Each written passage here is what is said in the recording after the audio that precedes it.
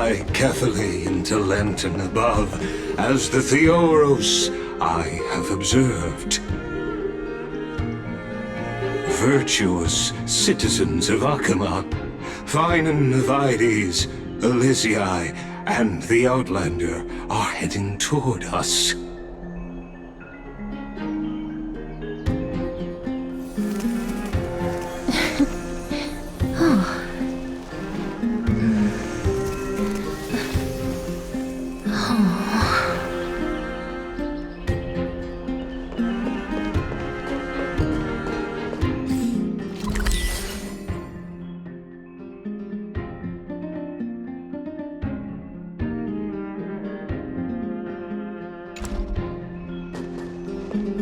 Aglaya, what happened here? I know about the poisonous fangs of that king snake through the golden threads.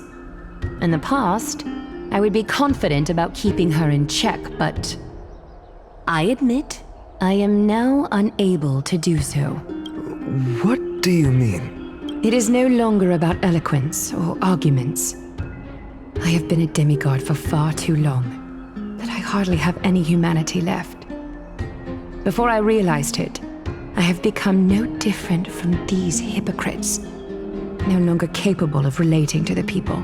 This has come a lot sooner than I expected. But perhaps it is time. I need you to step up, Finan, in order for me to retreat behind the scenes. Yes, this is my duty, but... It is far easier for the Council of Elders to fool many than just fool one person. Their so-called more support is no more than a ruse to distribute power using words instead of lances. There is no glory in winning this debate, but that makes having respect for humans so much more priceless. Finan, you are a Chrysos heir without flaw, capable of relating deeply with humans. I appreciate what you've taught me, Aglaya. I hope we'll live up to your expectations and win this debate.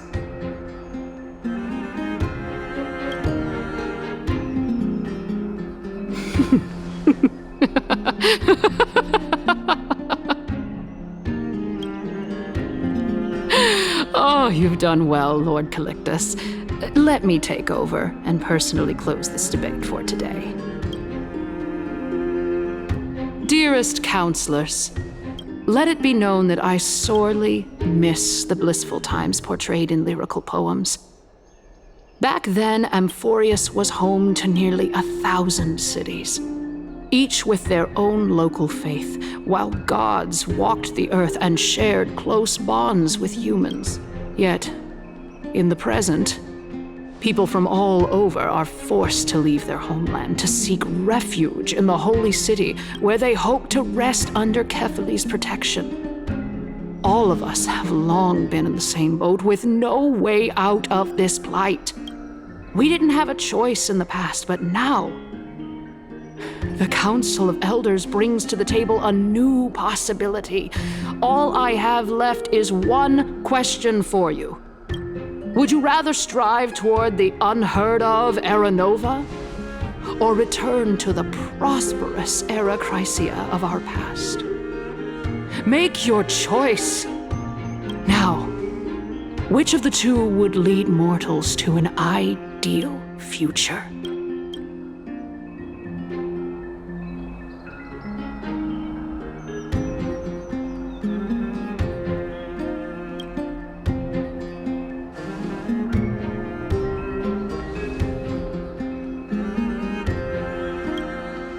We all know that Era Chrysia is a thing of the past, Lady Kainas. Please, enlighten me. How does the Council of Elders plan to turn back time? Let the three Titans of Calamity be born, and Era Chrysia is nevermore. But bring demise to those Titans, and Era Chrysia will descend upon us again. Know that the Council of Elders is never one to make empty promises. Look at who we have on our side. Anaxagoras, one of the grove's 7 sages, and Castorus, Idonia's goddess of death.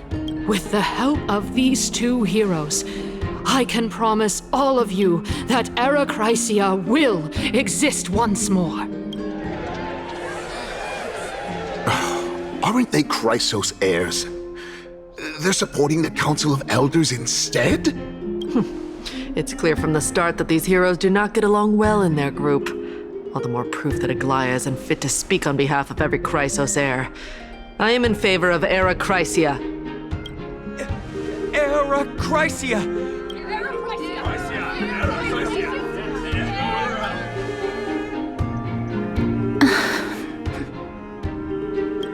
Castorus? Why are you standing over there?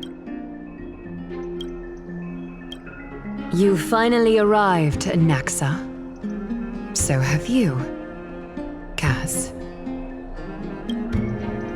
Don't worry, Aglaia. Well, I know that you have many queries. Could you continue to converse like how the citizens normally do? Tell me, dear citizens, if we successfully retrieve and return Thanatos' core flame without anyone passing the Death Titan's trial, what would happen next? The answer is simple. We will have a chance to rid the world of death and bring Amphoreus back to an era when all beings live forever. We'll usher in a new future that will be entirely different from the flame chase journey. He's one of the 7 sages. That's impossible. Your proposal is much too idealistic. As long as the Black Tide still exists, how can we go back to the old days? Remember what I previously said? Kefali's core flame is guarded by the secret power of the Council of Elders. Plus, Vagusa's water curtain will be able to block out any external perceptions. Tell me, dear citizens, have any of you ever seen even a glimpse of the threat that this person is talking about anywhere within the walls of this majestic holy city?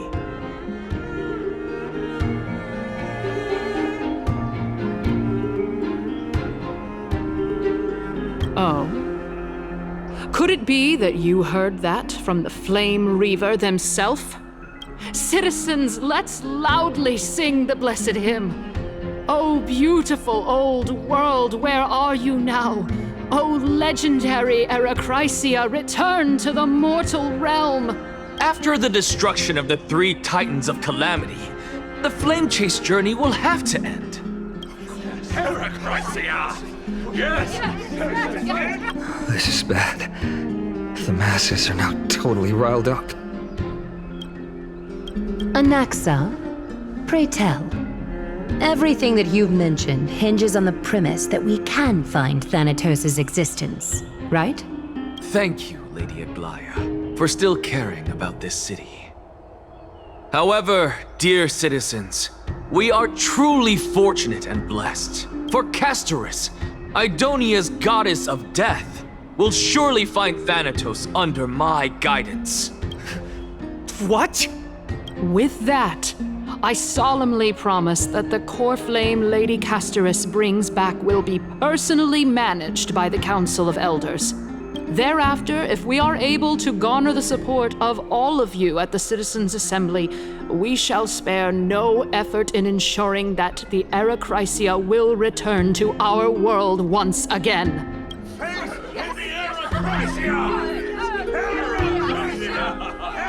With the balance shattered, the result is clear. By carefully into Lenten above, as the Theoros I have observed, Akama has chosen her destiny. The issue up for discussion at this Citizens' Assembly shall be modified to the suspension of the flame chase journey. This resolution shall be put up on the Wall of Heroes, such that all citizens are aware of the city's way forward. Aglaia, dear Aglaia, what has caused your heart to soften? You also don't seem to be as quick-witted as before. Wag your tongue as much as you like. Since the flame chase journey has been preordained by the prophecy, our failure has never been on the cards. Well then, I guess we'll find out if that's true at the Citizens' Assembly.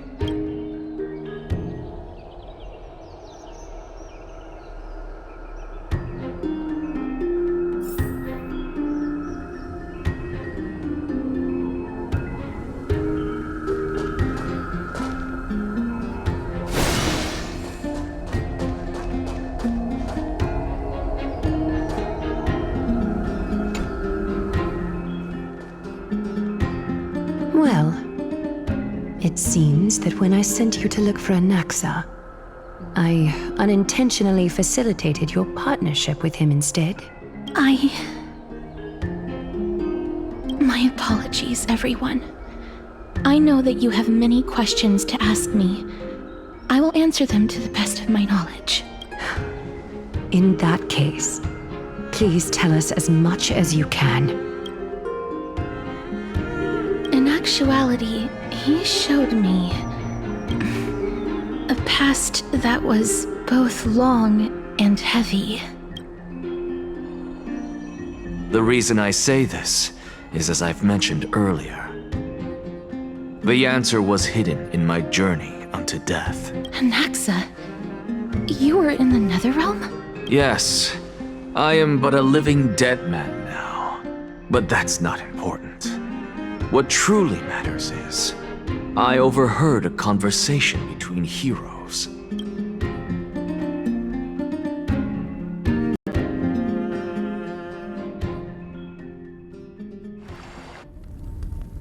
Have you heard of this tale before? A tale about the ocean god's treasured pearl, our hometown.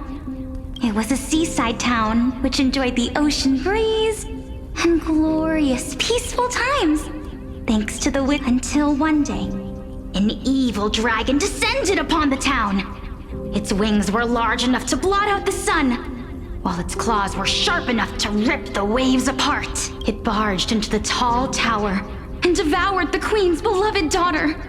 It even settled itself in her bedroom, like a tyrant king. The queen assembled 300 warriors who managed to subdue the evil dragon by chaining it up. However, when the queen slit open the dragon's belly, she realized that the princess had long since been digested, and all that was left of her was a pile of bones. Devastated, the queen wept for several days. It was then that a devious, smooth-talking scholar arrived at the palace and suggested that the princess could be revived through the use of dragon bone and dragon blood. That liar called this process the secret art of alchemy. The princess was reborn! The queen was overjoyed, blissfully unaware that the evil dragon's soul still lurked within the princess's body. As revenge, the evil dragon swallowed the poor queen, the glib liar, the courageous warriors, and all of the town's innocent civilians in a single gulp. Worse still, the souls of the deceased were refused entry to the Netherrealm because they were filled with regret. Forced to roam the mortal realm, these resentful souls ultimately converged into a river of souls that would not retreat for a long time. The terrifying death had consumed all. Thereafter, our hometown fell into ruin as well. Until?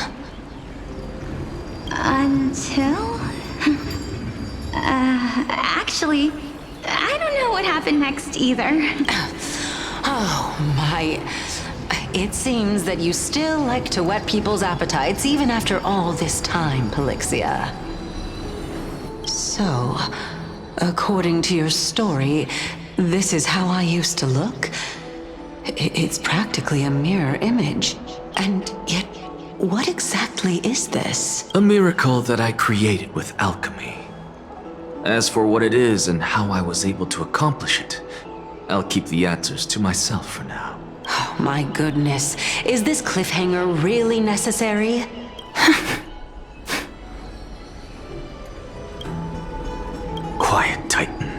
Continue to enjoy this splendid play, and the truth will naturally reveal itself. Dragon, huh?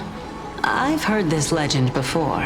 In that case, what do you think of it? I think that this so-called alchemy was a tenuous analogy added to the story by future generations.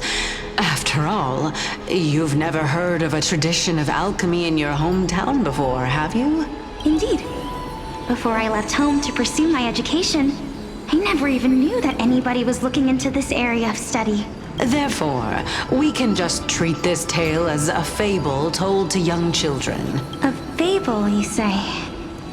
If so, what moral is it trying to impart to the kids? I guess it might be the concept of equivalent exchange? Oh? I thought the moral might be closer to something like honor the dead. Huh. What?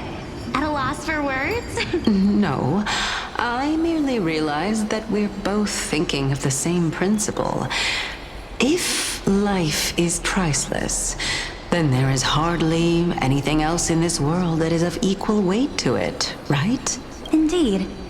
As expected of the wisest scholar in the land. You flatter me. Why don't I ask you a question as well, as a form of equivalent exchange? Of course. What is your question? If I imparted my knowledge of the art of alchemy to you, would you use it to resurrect someone you loved? What? What kind of strange question is this? I got it. You're just trying to get me to tell you whether I like anyone, right? Let's just leave it at that. That was rude of me. Yes, I would. Oh? Death is inevitable. In the days to come, I'm certain that someone whom I cherish deeply will leave me for good. If such a mighty power really existed, I think I would use it without hesitation. After all, you, me, and the rest will all have to face that fateful moment eventually.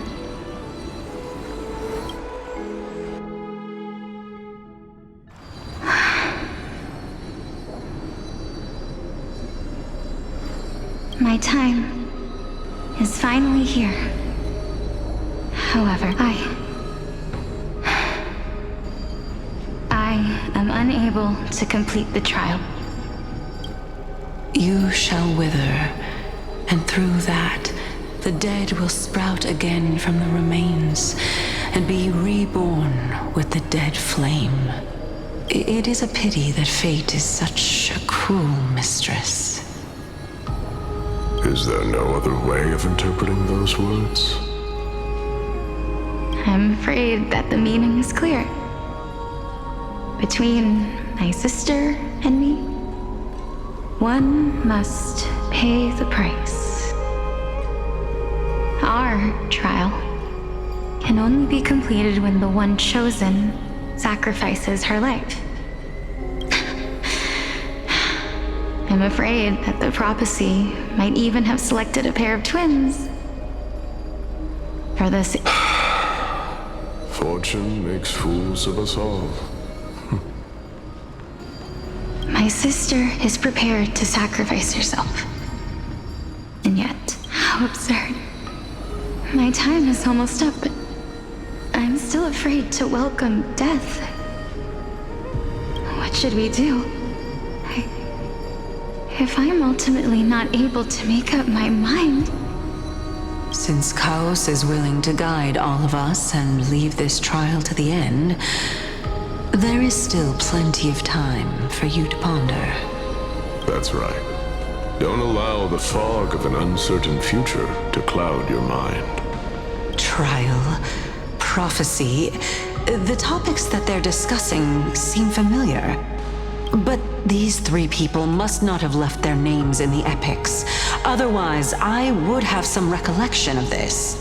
Amphoreus' history before the Titans were born was complete chaos. Is that not strange by itself? I have long held 3 hypotheses about this. However, let's continue watching for now. Calypso. Polixia. And this warrior... I seem to have met him somewhere before. Regarding this matter... Nias, are you confident that you'll complete your trial? Of course. Though, I am worried about what will happen once I've emerged victorious.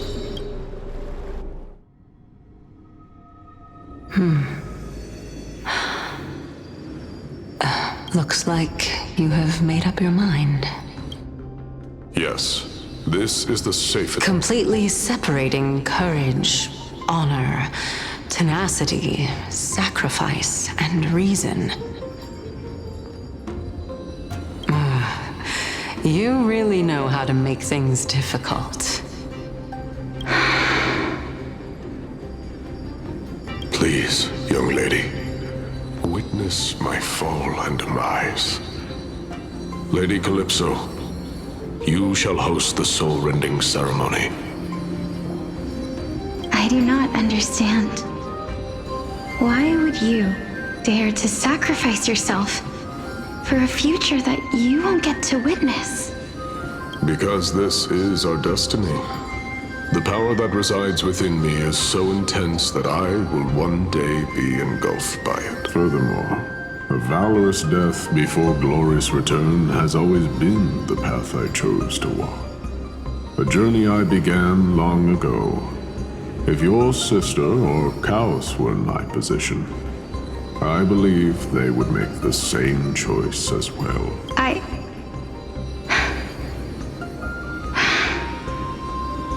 I'm not that brave.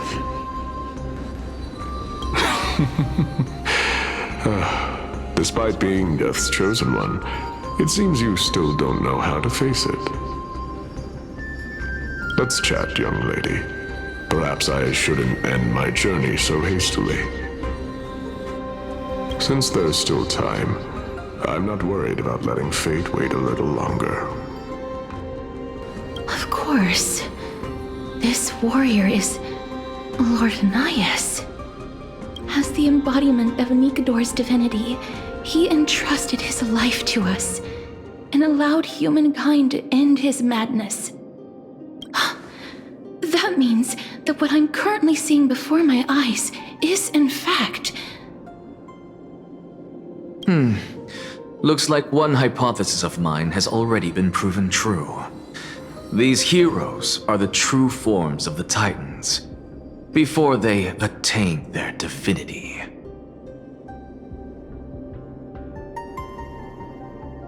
If so, the chosen one of death that he speaks of is actually...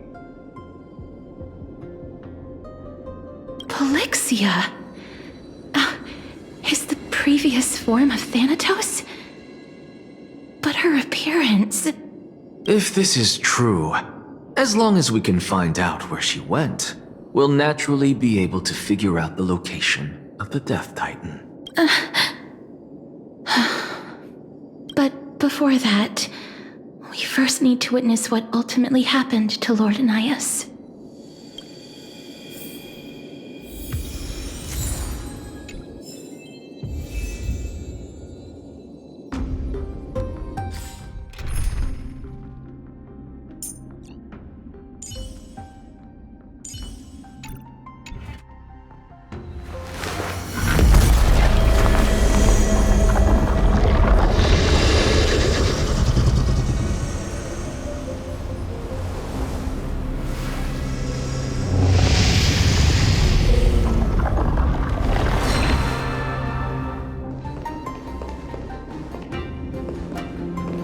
Nikador's courage is a testament that they have never once retreated from a battle.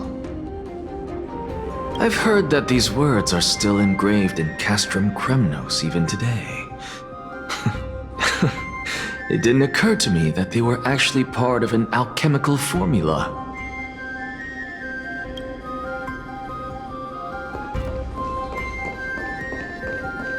Lord Nias's honor is sealed here. Incredible.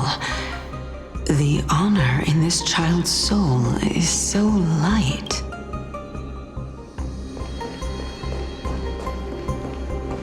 I believe that his tenacity is sealed within this statue. Before we fought Nikador, we also released it from the stone statue.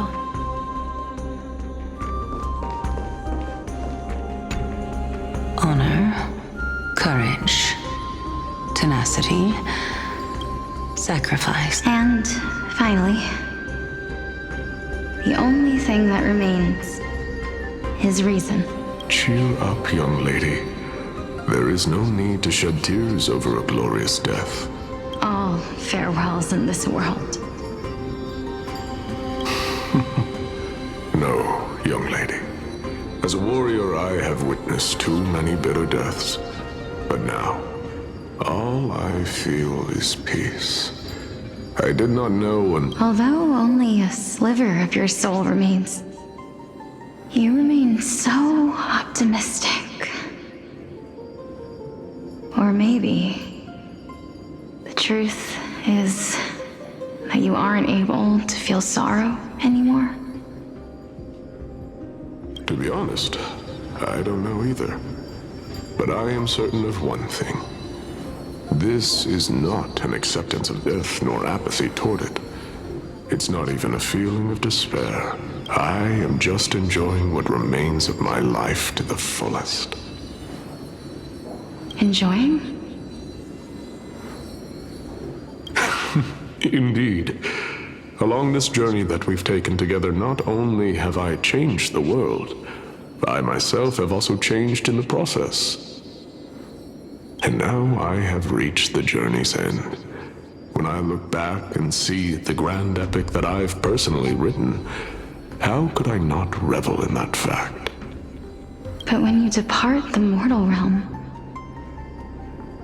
won't all of your accomplishments be reduced to nothing?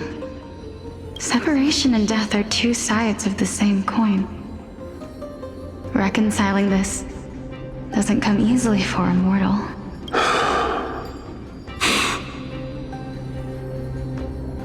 Finally, let me recount to you a story of mine, young lady. The first time I returned from the battlefield, I felt extremely hollow. The calamity had devoured everybody on the battlefield but me. When I returned to the city alone, the citizens held a banquet for me that was far from pleasant. I felt as though I was still on the battlefield, and the person who had returned was nothing but an empty shell. It was late into the night by the time the banquet ended. My head still reeling, I returned alone to the barracks. On the way back, I encountered someone. It was a crazed scholar looking at the night sky and muttering to himself by the side of the road. Although I tripped over him and fell, I wasn't angry in the slightest. And maybe because I saw myself in him, I inexplicably asked him a question. Do you think that it'd be better if we just died on the roadside like a couple of stray dogs? To my surprise, he shrugged his shoulders and sighed. To someone who is currently experiencing death, dying and living afford the same amount of bliss. Now please go away and don't block my starlight. Are you trying to say that there is no difference between living and dying? For they are both journeys that lead toward death? That's exactly what life is, and death is, but a scale to measure how valuable the journey was. Journeys and epics are only glorious and magnificent because all things eventually fade to dust. Therefore, young lady, don't detest your fate. Instead, willingly and respectfully embrace it. The embodiment of strife telling me about the majesty of the world. Indeed. I believe that when the fated moment eventually arrives, you will be able to understand my words. It is time for me to knock on death's door. I will set up a long table at the end of the road and humbly await your arrival. When that moment finally comes, let us drink and be merry then.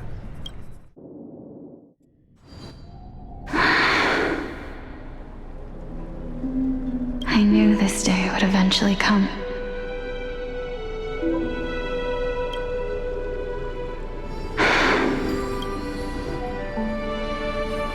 Are the both of you ready? Polixia. I'm here.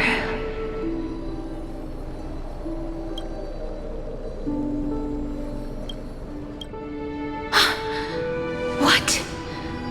This...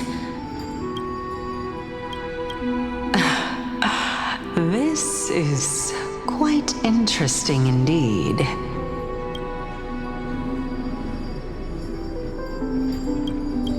Is this... Polixia's sister? Is it... me? Now, it's time for us to fulfill our promises. Are you afraid?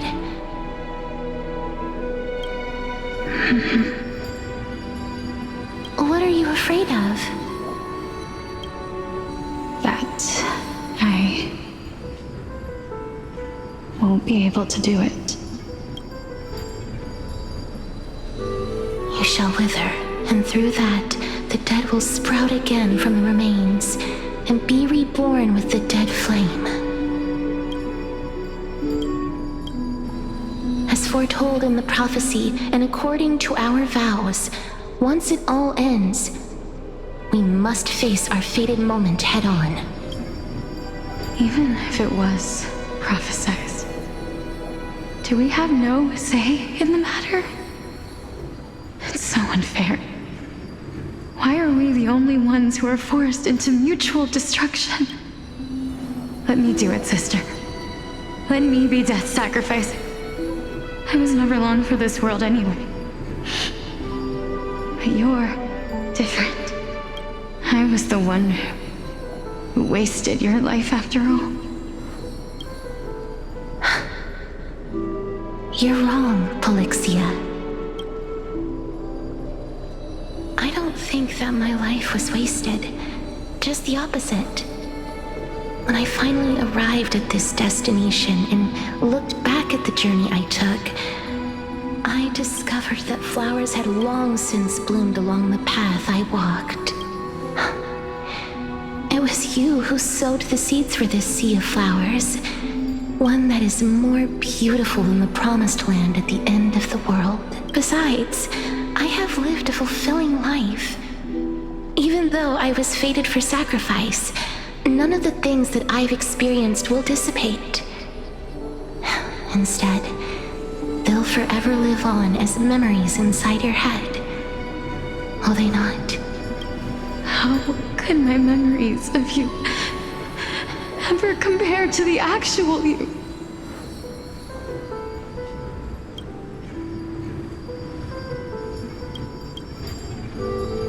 Well then, tell me, what exactly are we?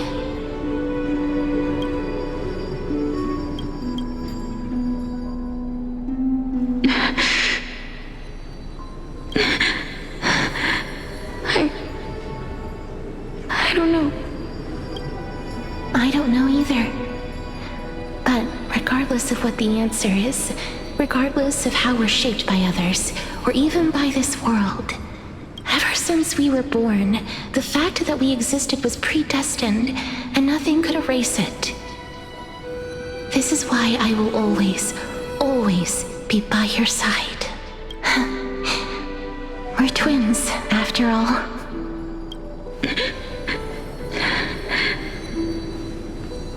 All right, my dear Polixia. It's time to extract my heart and light the flame of death. After that, use it to plant the first bud in the prophesied new world.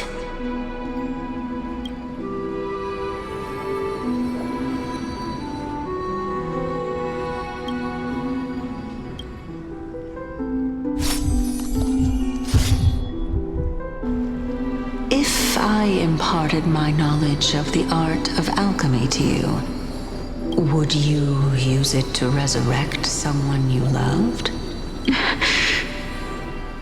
Death is inevitable. In the days to come, I am certain that someone whom I cherish deeply will leave me for good. If such a mighty power really existed, I think I would use it without hesitation.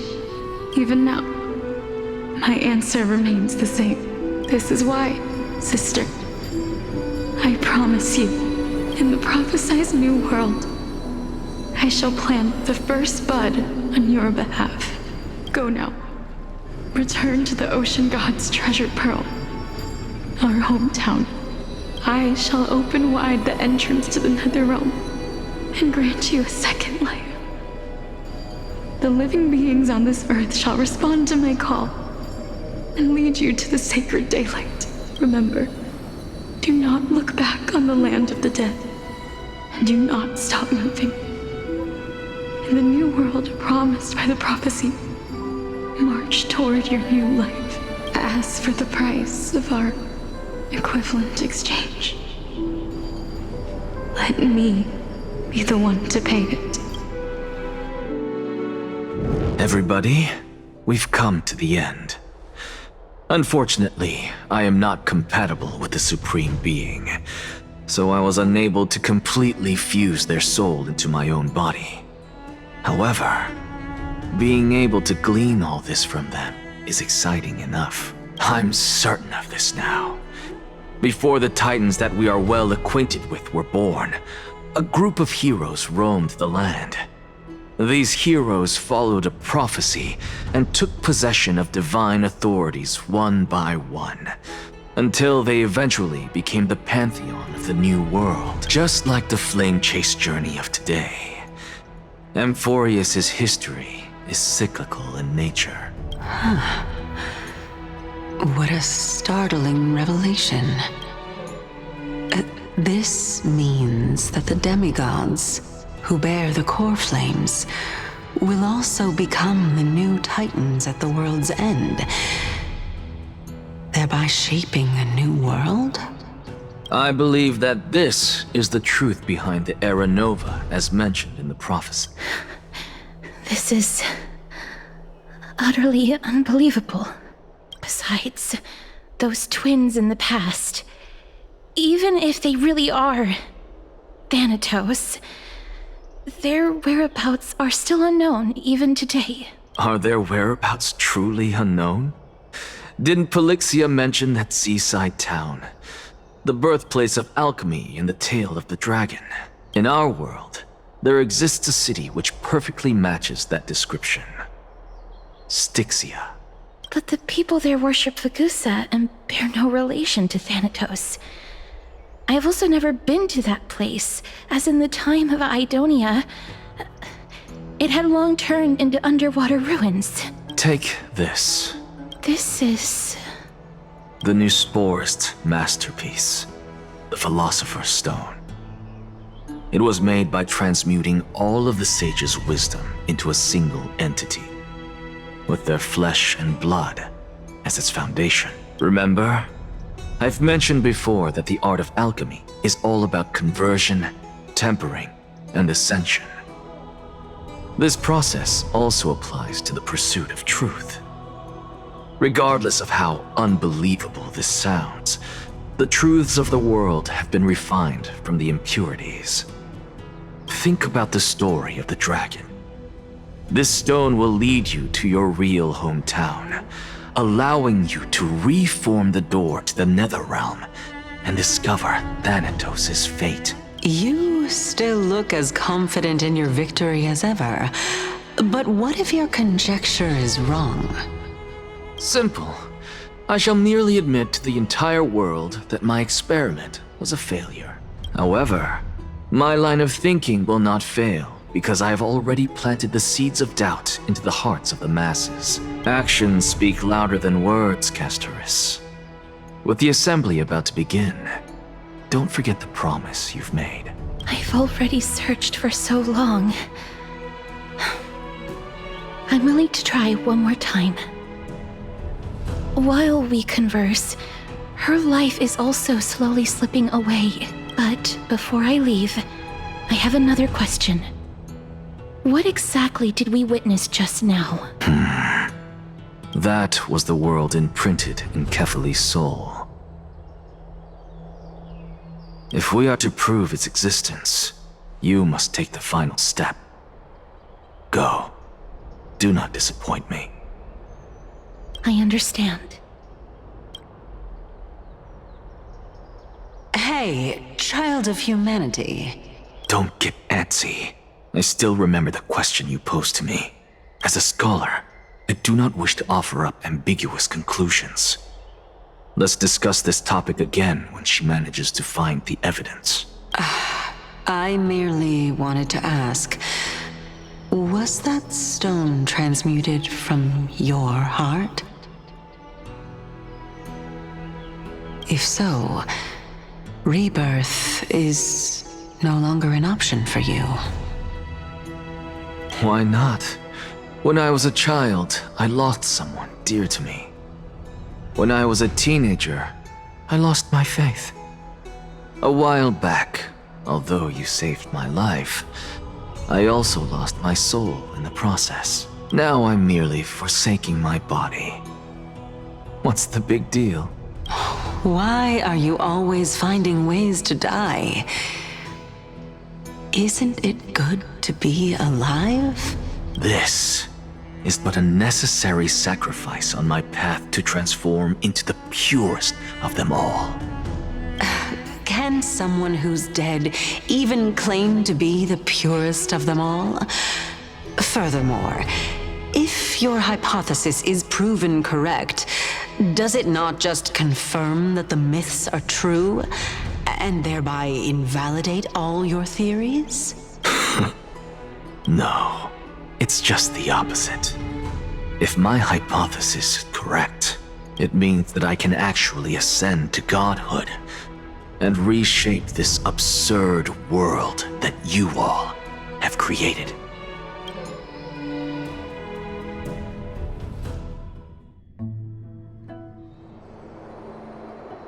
That's a lot to take in at once. Lady Aglaia, please, let me explain. Go on. You know that the core flame of death has always been the greatest unknown regarding the Era Nova, which is why both you and Kindness desire to gain the power to control that core flame in the approaching Citizens' Assembly. Professor Anaxa has come to a consensus with Kindness. They want to suspend the trial once Thanatos' core flame is reclaimed, hoping thus to eradicate death from this world. If they're successful, then the flame chase journey will cease, and Akama can enjoy everlasting peace. But I know this runs counter to your wishes. So long as we do not usher in Era Nova, the Black Tide will never be eradicated. Even with Lord Mighty on the front line, and the Black Tide not posing an immediate risk, the danger nevertheless remains. Honestly, it's difficult for me to assess the pros and cons in this decision. But someone must bring the core flame before we can begin negotiations over it. The Titan could be very near. I cannot let this chance slip by. Besides, Someone has to make this trip to bring back Mrs. Soul. Well said. You already had every reason to seek an audience with Thanatos. It's that great performer who has weaponized your wishes and placed us in this difficult situation. A world without death. Do you desire that too?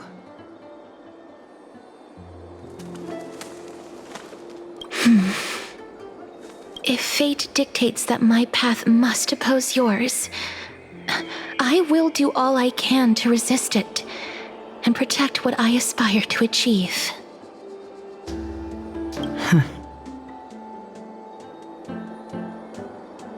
Lord Mighty showed me that without taking the first step, all talk of what follows is moot.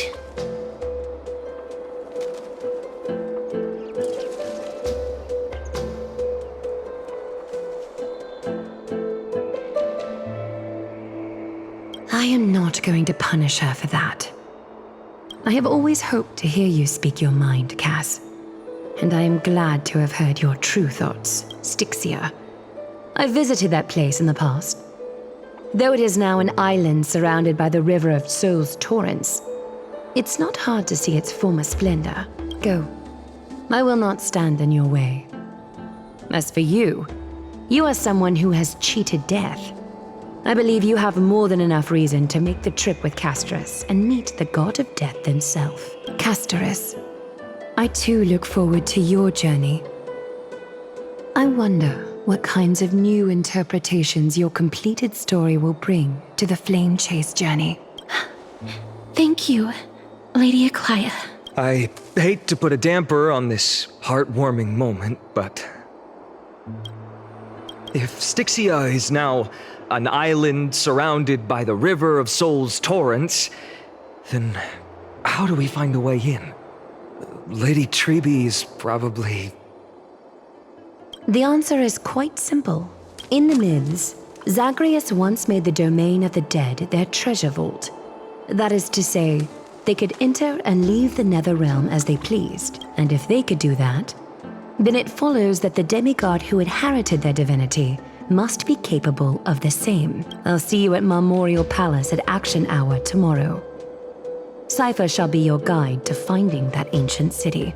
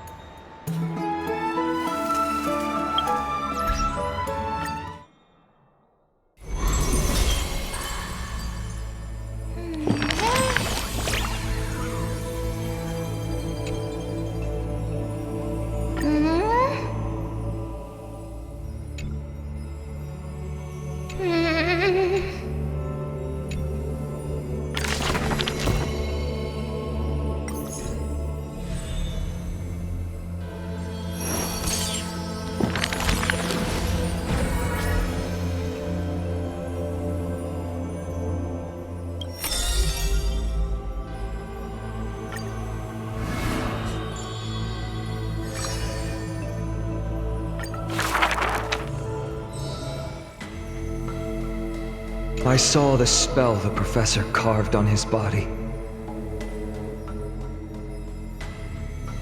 It must be a power most secret, a means for one man to stand against 1,000.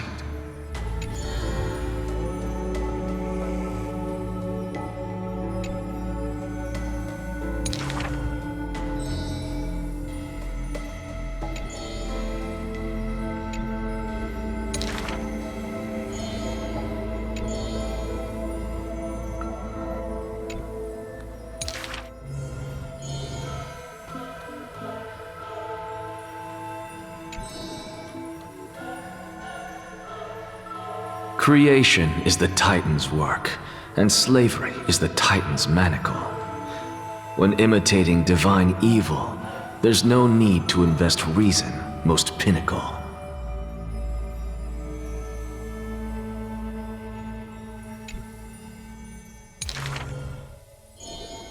If it's just for odd jobs, students are a better gamble.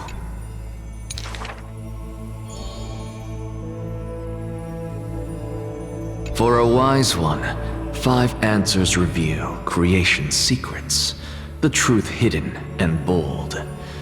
But a fool learns but not, and is left in the cold. Now, inquire.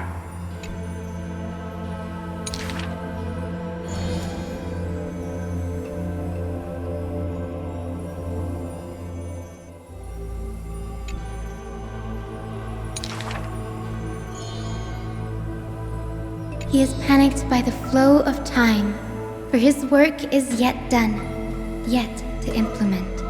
This man is too arrogant, and he intends to desecrate Orynyx's accomplishments.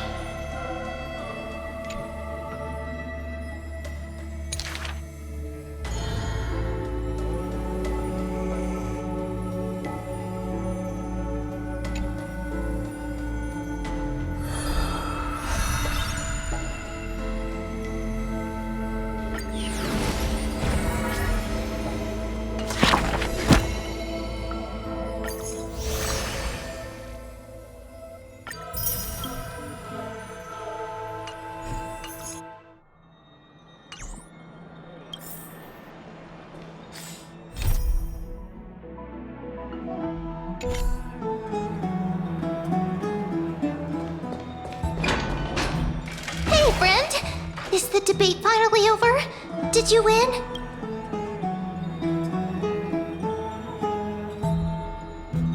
What a glorious defeat. You sure know how to look on the bright side. Well, moving on. I was hard at work even while you were at the debate. I borrowed a mountain of books from Cass to see if I could find a way to solve your problem. Let's see. I still have only 32 books to go. Really? Oh, that's fantastic news. I knew it. Hard work always pays off. Especially if you're as diligent as ma'am. I feel like a huge burden has finally been lifted off my shoulders. Why are my eyelids so heavy all of a sudden?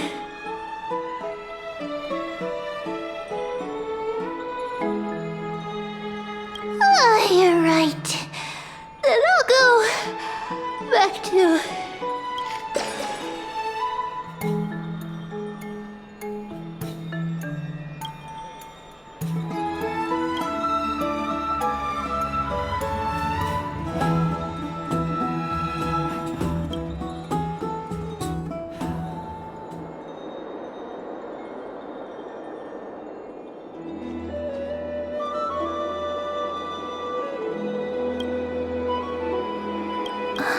Cass?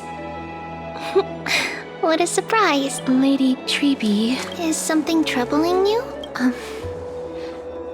I just wanted to speak to Lady Trian for a bit before I set off. No matter how breathtakingly beautiful Styxia once was, the place is now the domain of the departed.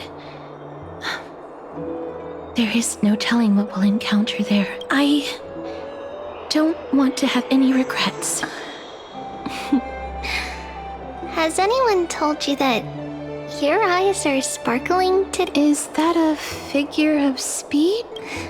In the past, when you did smile once in a while, all of us could see that your heart remained troubled even as you smiled. Lady Treeby, you know perfectly well that see you tomorrow is nothing but a white lie. I hope your toughness is not a mask hiding a lonely heart. Cass, you hardly ever talked of your past. None of us knows what you went through, apart from Maggie. But we know it must have been filled with pain and hardships, as it is the fate every Chrysosaur is destined to live out. We are just happy for you that the core flame you're meant to inherit has finally surfaced. Isn't it a little too soon to say that? But you already know where tomorrow is, don't you? There is no need to rely on anyone else. Just give it your all and leave no regrets. We have always believed that your embrace is just as warm as everyone else's. Because we embrace others to comfort them. And Cass, you're the kindest Chrysosaur we know. Thank you, Lady Treeby. This feeling... it's hard to put into words. I suddenly found myself with so many wishes. So much I want to accomplish before setting off. Then go do it, Cass. Trian was actually working on a surprise gift for you. It's a pity she didn't get to finish it. But now Trinan and I are working on it, and we'll make sure to give it to you. So, let's meet back here when you return from Styxia. Safe travels. See you tomorrow!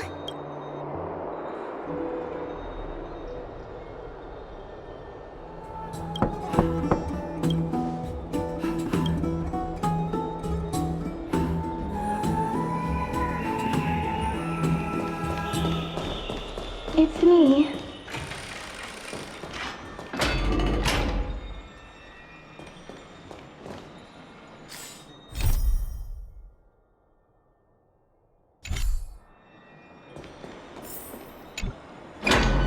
I hope I didn't wake you.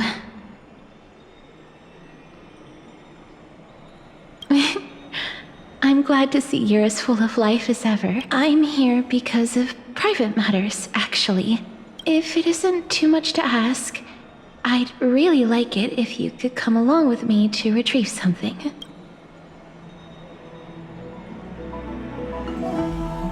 Not to worry, it's nothing heavy. It isn't a long way from here. Shall we?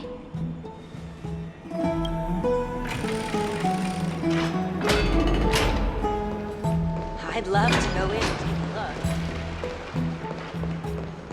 Have you heard? Seems like all the rooms are...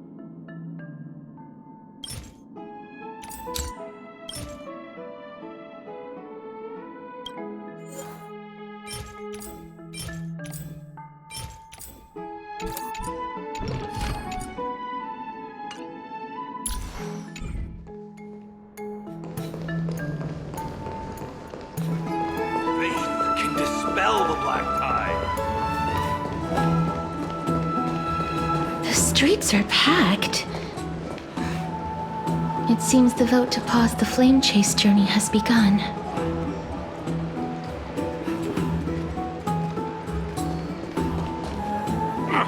I want to vote! Tell me how I can vote! Take your ceramic shard, engraved with the Kefali rune, select the Council of Elders in your heart, and pray silently until the shard registers your choice. Then toss it into the Dolium. The Council of Elders? More like the Council of Buffoons! The Black Tide took my hometown long ago! Who are they kidding with bringing back Erechrysia? It's all a sham to create their own Erechrysia in Akama! The Titans are just. So long as we do not overstep our bounds again, we will not incur divine wrath. Oh, please. The time when these deranged Titans should have vacated their spot to the demigods is long overdue. You'll see soon enough, you old bogey. And I pray that Talanton smacks some sense into you with their scales. We shall see how this turns out.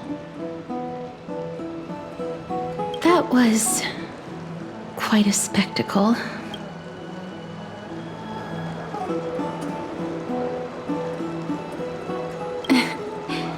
I suppose peaceful is technically correct if no actual violence happened.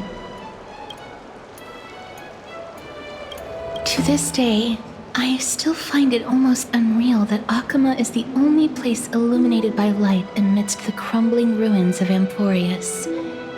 And its people are even holding votes to reconcile differing opinions. This peaceful sight is making me forget that this is the end times.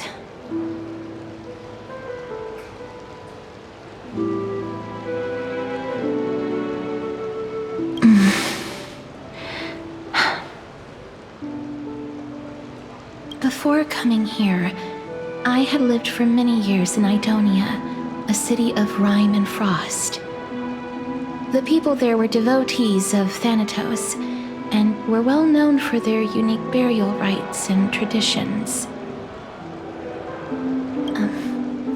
Traditions that I played a major role in.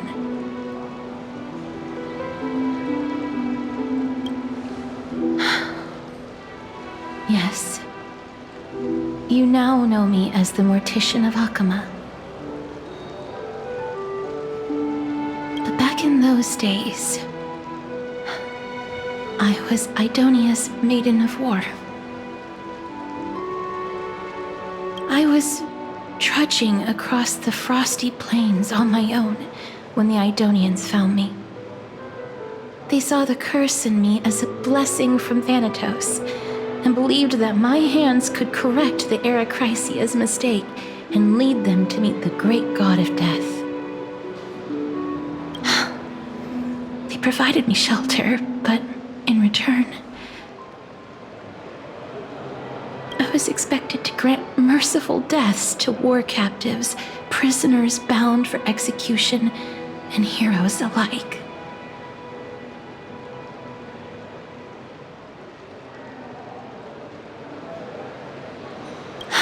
Yes, no matter how kind or cruel the means, nothing can change the essence of death. Taking away someone's life is never worthy of religious worship.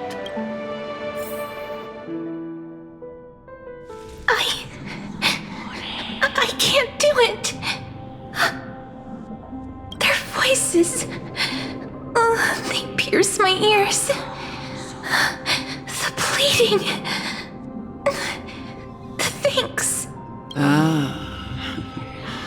I know that feeling, child. I was once as lost as you are now, but you must respect those walking towards death. Just like how you should respect yourself as the Holy Maiden granting humans glory and liberation. What you're asking me to do is no better than the task of an executioner. And yet you want me to respect myself. No matter the titles, I am still taking away human lives. This won't be the first time that Idonia's fanatical nether warriors have faced death. On the contrary, recruits new to the battlefield often run away from their first fight. Death is the mightiest and gravest power in this world. The fact... That's such a twisted reason. Then let me tell you a story. In Idonia, the great swords commonly used by executioners are called Draconian, in memory of Drakon, an elderly executioner. The sword has 3 air holes along its body. If the sword is swung down swiftly and accurately, the holes would make no sound, and the executed would also depart this world quickly. But should the executioner have any hesitation, the holes would produce a piercing whistle. On that cue, the screams of the executed are sure to follow. Every executioner after Drakon is to hone their sword skills every day in preparation of future executions. Every swing of their blade must be more resolute than the last, for failing to do so will bring pain. Pain for the dying, as well as pain for themselves. No. can never get used to this. You misunderstand, child. I am not telling you to get used to it. I'm asking you to consider the source of the dead's suffering and use that knowledge to fortify your future touches with more and more determination. Go, walk with the dead and love them as you love life. Then you'll no longer hear those noises. Please, don't kill me. I don't want to die. This is your duty. Remember, consider the source of the dead's suffering, then give them the respect they deserve. Thank you. I beg you, don't listen to her. If you cannot learn to accept death, then Idonia has no place for you. This is your last chance. Do it. No! Please! I don't want to die! Please! I'm begging you!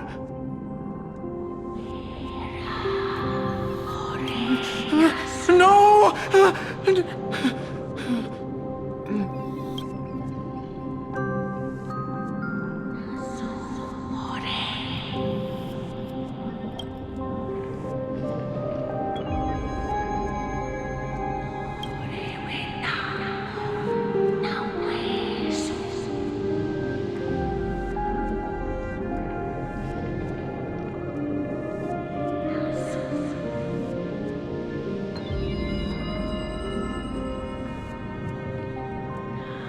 May you gain some insights through his sacrifice. Is this all? No. Come with me. This is just the beginning of your life as the Maiden of War. You executioner!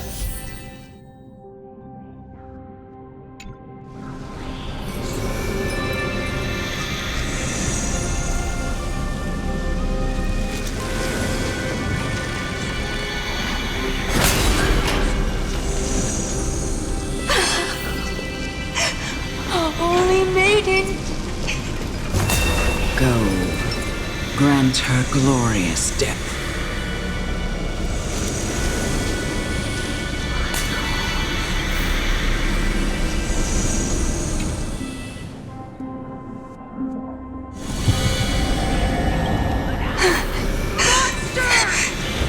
Thank you.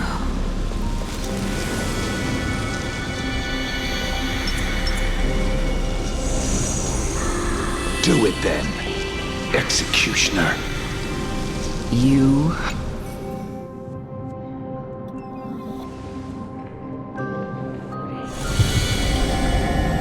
I curse you to live in eternal pain.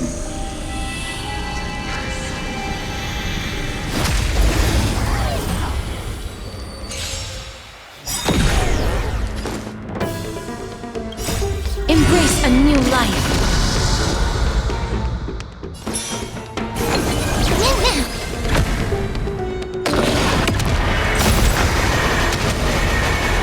May death protect us! Why? Please, grant me release.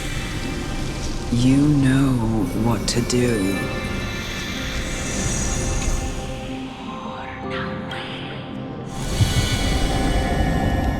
When will this ever end? You murderer!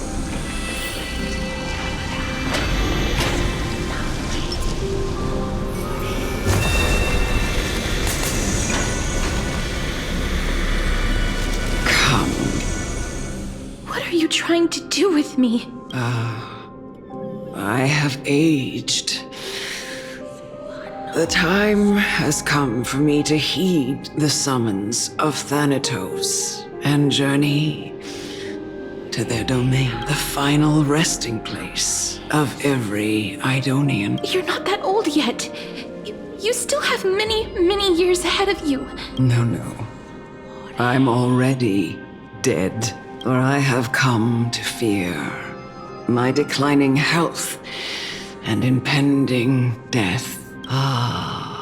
Castoris, will you give me one last chance to charge towards fear and prove that I am no coward? I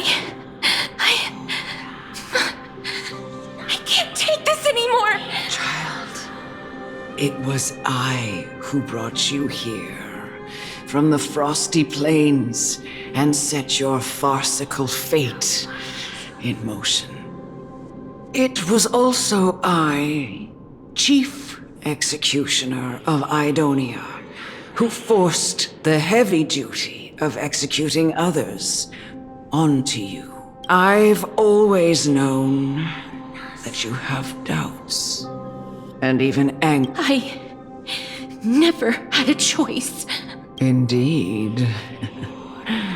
We essentially abducted you. Yet you can end any sinful life with just a touch of your fingers. Shouldn't it be easy for you to escape from here? I'll never do that. It doesn't matter how lightly the Idonians take death, or how readily they accept it. I simply can't do it. I knew I was right about you. What do you mean? I've taught you and cared for you as my own daughter all this time because of this blessing that's been with you since your birth.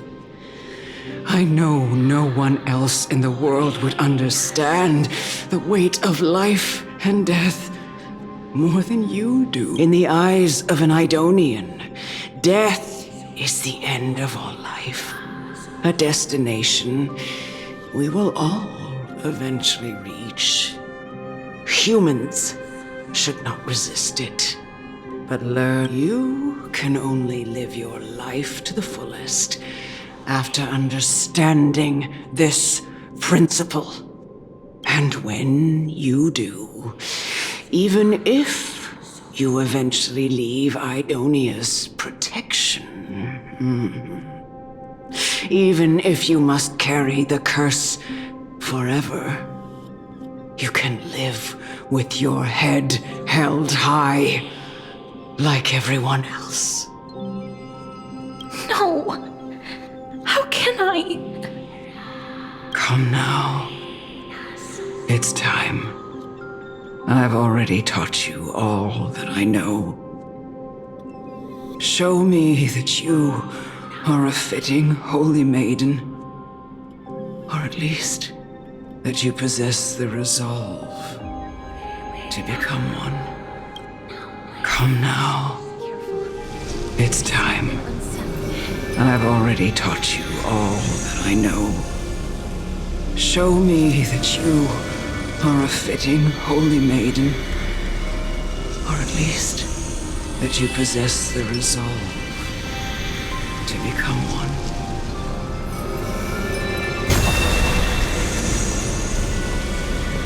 Emerge from your cocoon!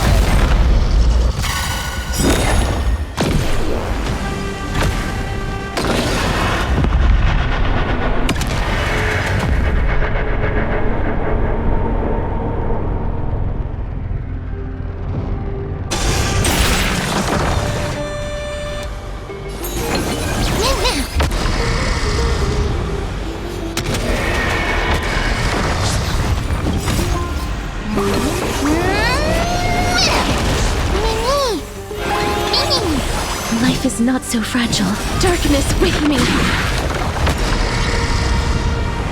This mortal will watch over you and guide you on your path.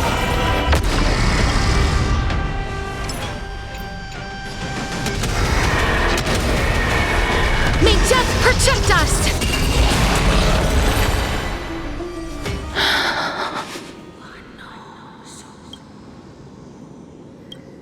This was the last time I followed her command. I gently touched the elderly woman before me. The executioner, who had seen too much death, died the same way as everyone else. I gasped for air, a wistful look in her eyes, and Elder Amunet, the person who tried to teach me about death, ultimately vanished like dew in the morning mist. I have nothing but respect for her. I erected a cenotaph in her honor in the marshes outside Idonia's city walls with the others I had laid to rest. Then, I set out once more in search of Thanatos. It was a long, long journey. I heard so many discussions about death along the way. Life finds meaning in death. The world improves because there is an end. It seems the most terrible darkness in this world. Everyone talks about its heavy weight. Some resist it, some worship it, and some even revere it. How did a disappeared titan become the deepest fear of humankind? And why do they haunt my dreams? I continued my travels to seek an answer. Initially, I was running away. Then, I started searching for it. And now, at the end, I just want to know if my touch, if my embrace, can do more than taking things away. Can I make anything? Can I leave anything behind? I don't want to die. Please, I'm begging you, just let me go. I don't want to die, please. I don't want mercy like this. Just let me go. I need him. I don't...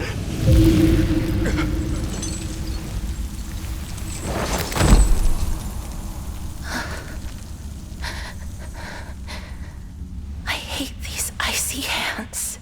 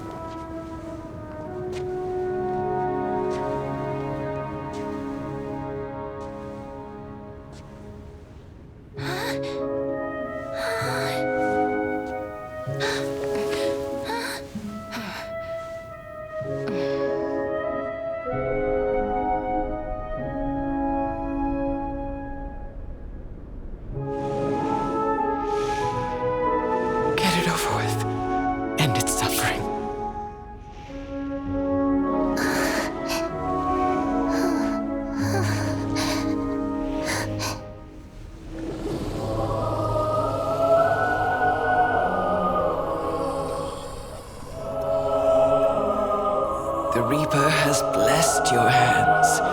Only you can grant them peace.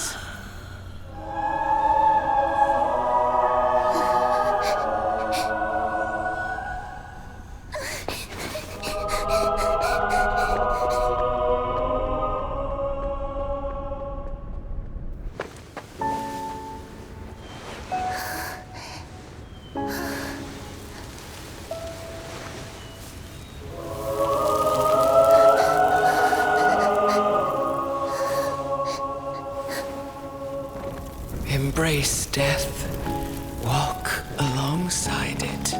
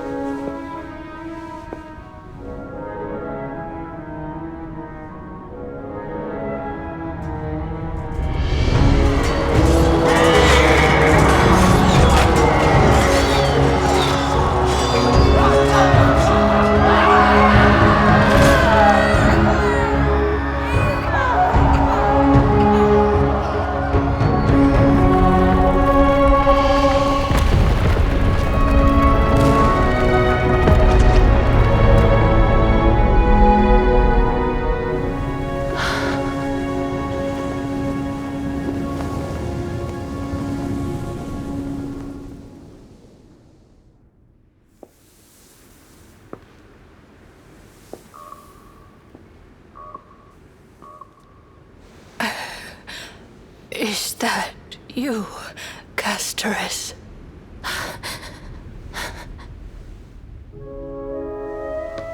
All of them have gone, heeding death's summon, crossing into their domain. I must go too. I don't fear it, just I have some regrets. Watching people leave this world again and again, it must be lonely for you. You must want to desperately embrace them before they go. I can't. These hands, they're too cold.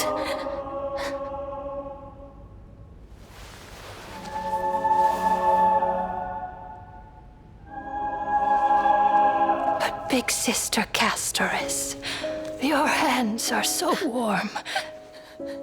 Just like anyone else's. So go on. Don't hold back. Give me a warm hug.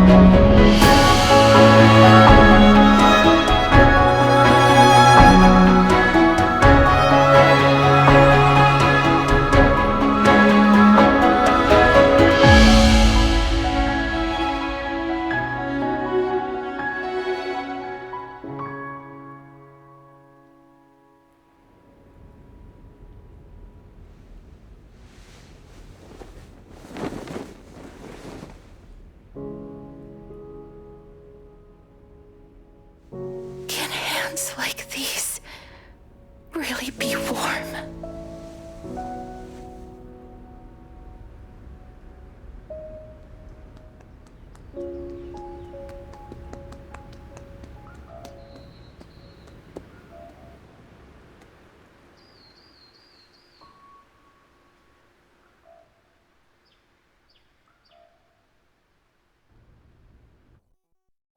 On the day that Orynyx's trial ended, you must have had many questions. I felt just as confused. Why, as someone from beyond the sky, were you so cruelly dragged into Amphoreus' fate? I wished I could take action, but no matter how hard I try, I cannot simply interact with the living as ordinary people do. Even when we brushed against each other unintentionally in the grove. And it was obvious that nothing had happened. When an almost unattainable hope finally welled up in my heart. When I thought that perhaps my touch would no longer bring sorrow, fate declared to me, it wasn't that the curse of death had finally been lifted, but that your soul no longer belonged to this world. And there was nothing left for my hands to take. Nothing. And did I really think this time would be any different?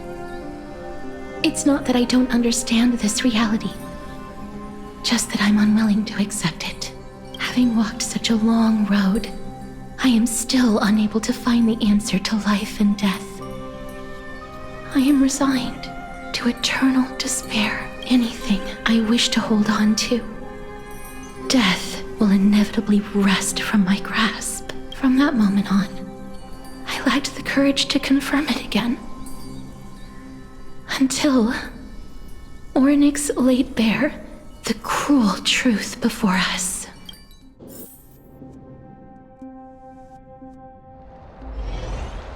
But now, perhaps I might have one last chance. Long ago, Trinan read a prophecy to me. At the end of the Sea of Flowers, the souls of the living shall warm thy fingertips, and after an embrace, there shall be eternal separation. I found no surprise in it, for her words sounded not like a foretelling, but a perfect reflection of my past. Embraces in this world are born of reunions, yet my touch speaks only of farewells. In that moment, I had no doubt that this destiny would weave itself through the entirety of my life, and yet things have taken a turn for the better. Now that I can finally have an audience with Thanatos, perhaps I can rewrite the meaning of that fated prophecy. I have no reason not to give it my all for your sake and for my own.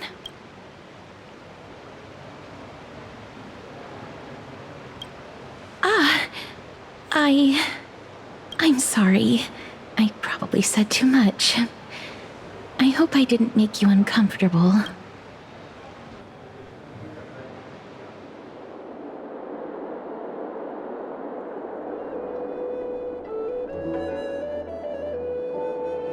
Let's put that aside for the moment.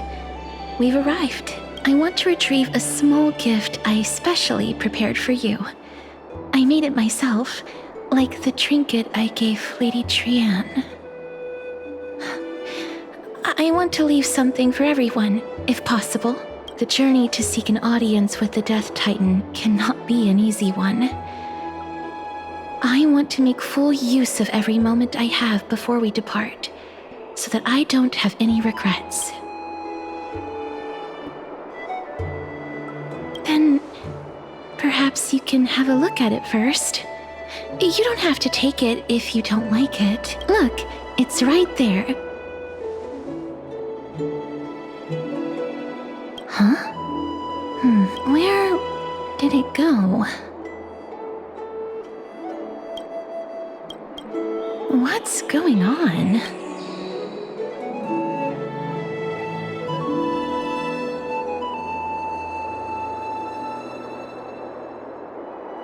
This is the coin of Zagreus and a slate. So it's her. No doubt about it. This is her favorite symbol. It's a lady's cipher, the demigod of Zagreus whom Lady Aglaia had spoken of. She's a master thief who's left legendary tales all over Amphoreus. So many years have passed, yet she's still announcing herself in such a crass manner. Let's just do as the slate says and look for Lady Cipher.